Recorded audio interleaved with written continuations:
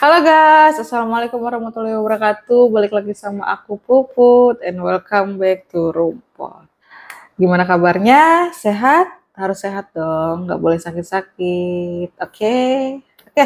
Udah lama ya aku nggak nemenin kalian dengan cerita-cerita mistis, kisah-kisah horor. Oke, sebelum kita masuk ke pembahasan, buat kalian yang udah klik video ini, terima kasih. Jangan lupa untuk like, komen, dan subscribe ya guys.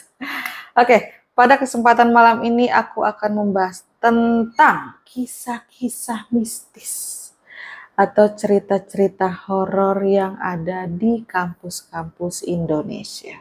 Sebelumnya kita juga udah pernah bahas ya tentang kampus-kampus terangker yang ada di Indonesia. Nah, sekarang part 2-nya nih. Daripada makin penasaran, yuk kita langsung aja bahas kampus-kampus terangker yang ada di Indonesia. Yang pertama ada Institut Pertanian Bogor.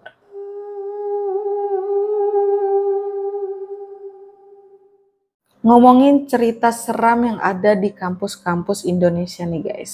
Nggak lengkap kalau kita nggak ngebahas tentang kampus ini nih. Institut Pertanian Bogor. Salah satu kampus yang cukup favorit di Indonesia. Dan ternyata kampus ini memiliki cerita mistis juga nih guys. Tapi ceritanya itu bukan di kampusnya, melainkan di asrama-asrama mahasiswanya. Jadi waktu itu ada nih guys, sejumlah mahasiswa yang lagi asik nih main Uno, kartu Uno nih, di salah satu kamar yang ada di asrama itu. Nah, pas lagi asik-asiknya main, lagi asik-asiknya ngobrol, tiba-tiba jendela kamar mereka itu tuh diketuk sama seorang bapak-bapak. Terus bapak-bapaknya itu ngomong nih guys. Dek, sudah malam. Jendelanya ditutup. Terus lekas tidur ya. Nah, ya namanya anak-anak nih guys. Lagi asik nih, lagi pada ngumpul, lagi main kartu kayak gitu kan. Terus mereka mengiyakan aja nih perkataan si bapak-bapaknya itu. Dan nggak lupa juga nih mereka itu ngucapin terima kasih nih sama bapak-bapaknya. Nah, tapi nggak lama kemudian guys, mereka ini baru sadar kalau kamarnya mereka itu jendelanya itu nggak ada balkonnya. Dan yang paling bikin kaget, mereka juga baru sadar kalau kamar mereka itu posisinya ada di lantai 5. Jadi nggak mungkin ada orang yang bisa naik terus ngetok-ngetok jendelanya itu. Karena mereka ketakutan, ya udahlah mereka langsung balik ke kamar masing-masing tanpa banyak omong lagi, nggak pakai pamit sama yang punya kamar gitu. Udah mereka langsung masuk kamar tidur langsung deh. Pakai banyak omong. Ya iyalah, siapa yang bisa ngetok ke kamar lantai 5 yang nggak ada balkonnya? Ya logikanya aja sih, ada balkonnya juga ngapain lo ngetok di jendela, kenapa nggak ke pintu aja? Ya kan? Oke, ternyata nggak cuma itu aja guys.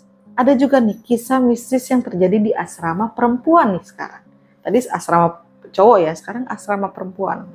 Nah jadi waktu itu ada nih cerita dari beberapa mahasiswa yang saat itu dia sedang ngobrol-ngobrol asik juga nih di salah satu kamar yang ada di asrama itu. Terus tiba-tiba guys, pintu kamar mereka itu diketok. Dan orang yang ngetok pintunya itu ngomong nih, saya orang sebelah. Nah, karena mereka mikir, ya mungkin ini temennya kali ya yang iseng gitu kan. Jadi salah satu temennya yang ada di kamar asramanya itu tiba-tiba ngebuka pintu nih. Tapi pas pintu kamarnya itu dibuka sama salah satu penghuni asrama itu tuh, perempuan itu kaget guys. Karena ternyata yang ada di balik pintu itu adalah sosok penampakan hantu sebelah. Kalian pasti bingung dong, hantu sebelah maksudnya gimana gitu kan. Nah jadi yang perempuan itu lihat tuh, yang mahasiswi itu lihat tuh, adalah sosok hantu yang badannya itu cuman separoh, guys. Separoh, yang sebelah sini nggak ada, yang sini ada tapi hancur. Udah panik, pingsan, udah. Ya siksa teman-temannya yang ada di belakang tuh yang nggak buka pintu, yang lihat temennya pingsan ya panik juga dong. Langsung diangkat, udah disadarin, udah temennya yang tadi buka pintu itu langsung cerita kalau dia ngelihat sosok hantu sebelah. Yang dia bilang tadi pas ngetok, saya orang sebelah. Ya itu sebelahnya bukan sebelah kamar tapi badannya dia sebelah.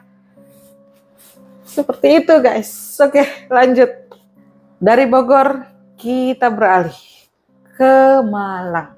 Yang kedua ada Universitas Negeri Malang.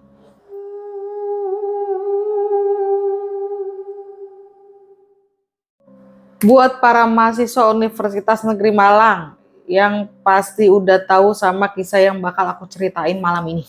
Coba siapa nih para mahasiswa atau mahasiswa Universitas Negeri Malang, coba komen di bawah.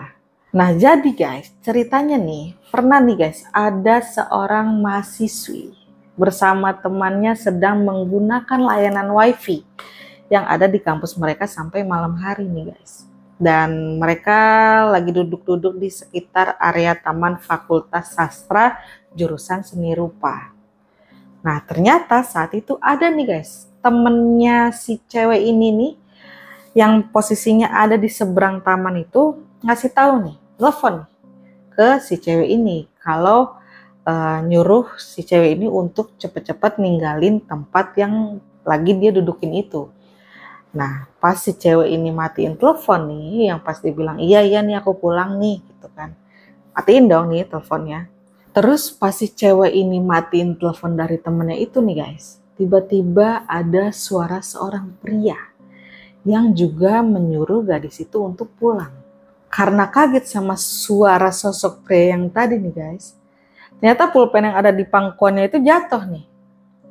Dan mau tahu gak guys, ternyata cewek itu baru sadar pas dia mau ngambil itu pulpen, otomatis kan dia nengok ke bawah begitu kan, dan otomatis matanya itu kan pasti ke belakang posisinya badannya dia dong. Ternyata dia ngeliat sosok pria itu badannya melayang. Melayangnya kayak gimana?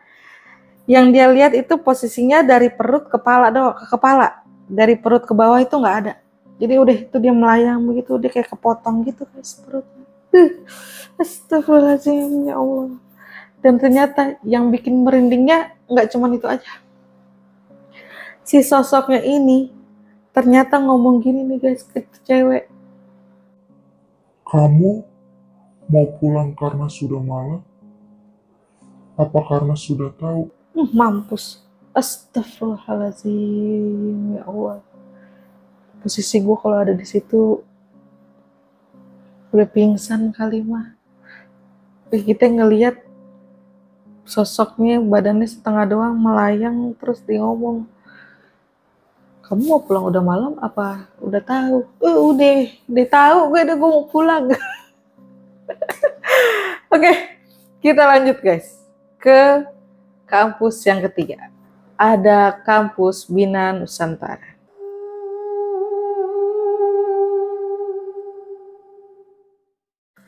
Anak Jakarta pasti udah tahu sama kampus yang satu ini. Universitas Bina Nusantara yang ada di Kebonjeruk, Jakarta Barat. Ternyata kampus ini juga memiliki kisah mistis juga nih guys.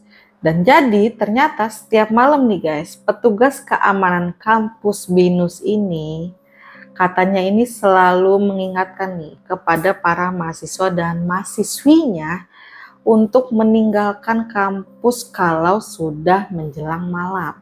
Kenapa? Bingung kan kalian pasti? Karena katanya di kampus ini nih guys, kalau udah malam nih, itu bakalan muncul beberapa sosok makhluk halus. Apa aja? Itu ada sosok pocong yang katanya sering naik turun eskalator dari lantai 5.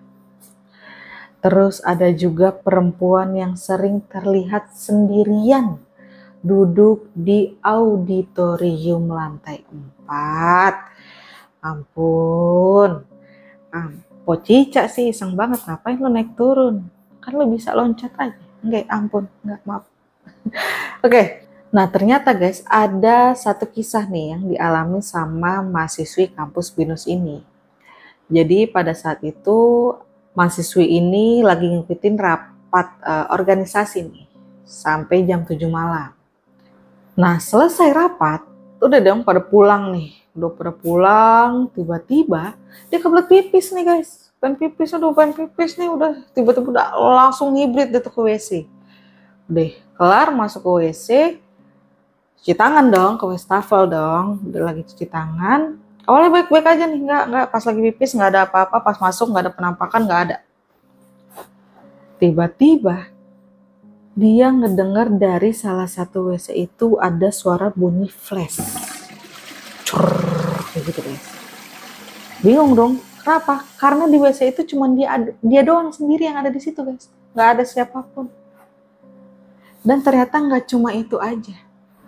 Dia juga ngedenger ada suara tetesan air yang jatuh persis di belakang badannya dia. Jadi dia mikir mungkin itu suara tetesan dari wastafel atau suara rintik-rintik. Suara yang dari WC-nya itu gitu kan. Nah pas dia ngeh, kok suaranya pas banget nih ada di belakang badannya gitu kan. Dia penasaran, dia balik nih badannya ke belakang. Dia lihat tuh tetesan air yang ada di lantai tuh. Ternyata itu bukan tetesan air guys. Ternyata yang dia lihat itu adalah tetesan darah. Dia penasaran, itu tetesannya posisinya di situ, dia naik dong ke atas nih, ke sumbernya. Dia lihat ke atas, yang dia lihat mau tahu apa? Dia ngeliat ada sosok perempuan yang badannya berlumuran darah dan posisinya lagi nemplok di langit-langit WC tersebut guys. Wow, rambutnya mengurai, tergerai, terus mukanya hancur, berdarah-darah, badannya juga berlumuran darah. Panik, iyalah pasti. Kabur udah dia keluar. Salahnya kenapa lu nggak pulang? Dia malah kemana? Ke ruangan rapat yang tadi. Dia posisinya udah sendirian dong udah di situ. Dia panik, dia gemeteran kan. Tapi dia di situ juga masih ada penasaran. Dia takutnya tuh cewek tuh yang tadi nemplok di lantai-lantai ngikutin dia. Udahannya dia lihat nih ke jendela, dia ngintip gitu kan guys, dia ngintip, nih cewek ngikutin gua nggak ya gitu kan. Dia ngintip, tiba-tiba pluk aja dah. Ada ceplakan tangan yang berlumuran darah. Gak cuman itu aja, dia juga ngedenger suara garukan-garukan yang ada di pintu tuh guys. Seakan-akan itu setan tuh, itu hantu perempuan pengen masuk gitu, pengen nakut-nakutin tuh cewek. Itu udah nakut-nakutin, maksudnya mau nemenin tuh cewek ke dalam. Udah, karena udah gak kuat dia pingsan, baru diketemuinnya besok pagi ya mas security. Deh akhirnya dicerita di situ apa yang dialamin, dan ceritanya itu akhirnya sempat melegenda menjadi cerita yang cukup terkenal di salah satu kampus itu. Buat anak-anak BINUS mungkin tahu ceritanya ini, boleh komen di bawah ya guys. Bener gak ini ceritanya atau cuma hoax aja? Oke, itu dia guys kisah-kisah atau cerita-cerita mistis yang ada di kampus-kampus Indonesia. Ini udah part 2. Mungkin buat kalian yang punya cerita-cerita mistis di kampus kalian, boleh komen di bawah. Nanti kita buatin part 3-nya nih. Tapi jangan yang kampus yang udah kita sebutin ya, kampusnya kampus yang lain. Nah, terus buat kalian nih yang penasaran kampus mana aja sih Kak yang angker lagi, atau ada nggak sih Kak cerita-cerita tentang kampus-kampus yang lebih serem daripada ini? Ntar kita bakal ceritain lagi di part ketiga. Mungkin nanti ada cerita-cerita dari teman-teman kita dari kampus-kampus lain, ntar kita masukin di sini. Oke, Segitu aja cerita malam ini tentang kampus-kampus terangker. Cerita-cerita mistis yang ada di kampus-kampus Indonesia. Buat para teman-teman, jangan lupa di like, di komen, di subscribe, terus di share ke teman-temannya biar rumput naik terus. Oke, aku Puput, pamit undur diri. Semoga kita bisa ketemu di episode-episode mistis selanjutnya. Assalamualaikum warahmatullahi wabarakatuh. Bye.